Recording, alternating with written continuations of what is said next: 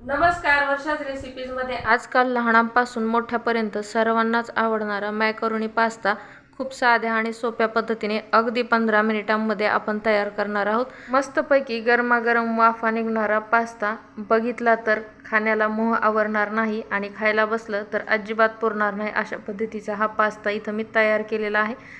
आता हा पास्ता कसा तयार केला हे तर मी दाखवणारच आहे, पण त्या अगोदर तुम्ही जर चॅनलला सबस्क्राईब केलं नसेल तर सबस्क्राईब करून घ्या आणि हा व्हिडिओ संपूर्ण पाहिल्यानंतर तुम्हाला जर आवडला तर अजिबात लाईक आणि शेअर करायला विसरू नका। चला तर मग पाहूया आपण हा पास्ता कसा तयार केला।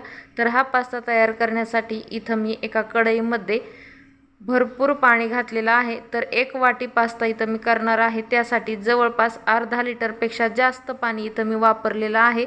तुम्ही 1 लिटर पाणी सुद्धा इथं वापरू शकता। त्यामध्येच आता आपण घातलेलं आहे 2 चमचे खायचं तेल, जे आपण नेहमीच्या भाजीच्या फोडणीसाठी वापरतो। सोबतच आपण चवीसाठी मीठ घातलेलं आहे।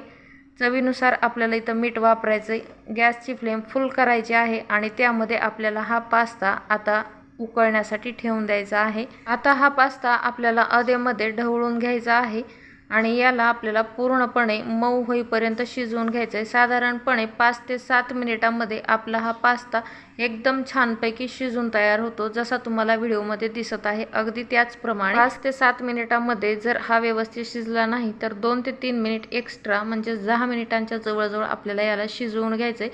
हा पूर्णपणे शिजल्यानंतर आपल्याला याच्यामधलं उरलेलं सर्व पाणी गाळून घ्यायचे आणि फक्त पास्ताच आपल्याला इथं वापरायचा आहे। त्यामुळे अशा पद्धतीने आपल्याला हा चाळून घ्यायचा आहे। त्यानंतर त्याच कढईमध्ये आपल्याला इथं फोडणीसाठी तेल घालून घ्यायचे।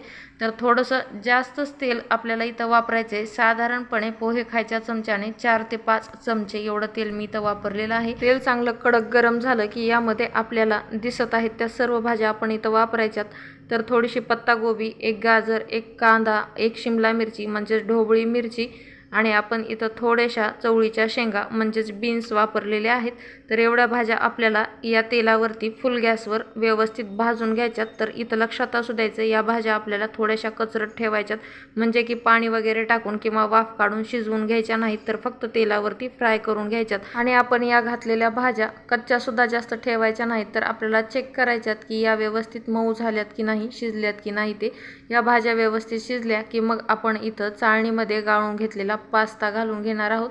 तर पास्ता थोडासा जास्त वेळ चाळणीमध्ये राहिल्यामुळे अशा पद्धतीनं कढईमध्ये पडला, पण नंतर चमच्याने हलवल्यावर पूर्ण असा वेगवेगळा झालेला आहे, कारण आपण हा शिजवत असताना तेल घातलं होतं आणि ती तेलाचीच कमाल इथं आपल्याला दिसून आलेली आहे। तर पास्ता मस्तपैकी मोकळा सुटसुटीत झालाय। त्यामध्येच आता आपण घालणार आहोत मिक्सरवरती वाटून घेतलेली 1 टोमॅटोची प्युरी। तर इथं आपण 1 ते 2 टोमॅटो सुद्धा वापरू शकतो, पण जास्त टोमॅटो वापरले तर पास्ता जास्त आंबूस किंवा आंबट लागेल, त्यामुळे मी इथं 1च टोमॅटोची प्युरी वापरलेली आहे। आता हे एकदम मस्त आणि व्यवस्थित मिक्स करून घेऊया। आणि आता तुम्ही पाहू शकता एवढं काही टाकूनही याला कलर आलेला नाही, तर याला कलर येण्यासाठी, चव येण्यासाठी आपण इथं वापरणार आहोत मॅगीचा पास्ता मसाला। तर हा मसाला पूर्ण 1 पॅकेट इथं मी वापरत आहे। या मसाल्यामुळे आपल्या पास्त्याला एकदम भारी अशी चव येणार आहे, त्यासोबतच कलर सुद्धा अप्रतिम येणार आहे। आणि जर हा मसाला आपल्याकडे नसेल तर आपण आपल्या रोजच्या मसाला डब्यामधली लाल चटणी सुद्धा इथं वापरू शकतो। त्याचसोबत अजून तुम्हाला धनेपूड, जिरेपूड काही ॲड करायचं असेल तर ते सुद्धा इथं आपण घालू शकतो। तर आता आपण हे व्यवस्थित मिक्स करून घेऊया आणि याला कमी गॅस करून साधारणपणे 1 ते 2 मिनिट या टोमॅटोच्या प्युरीमध्ये शिजवून घेऊया।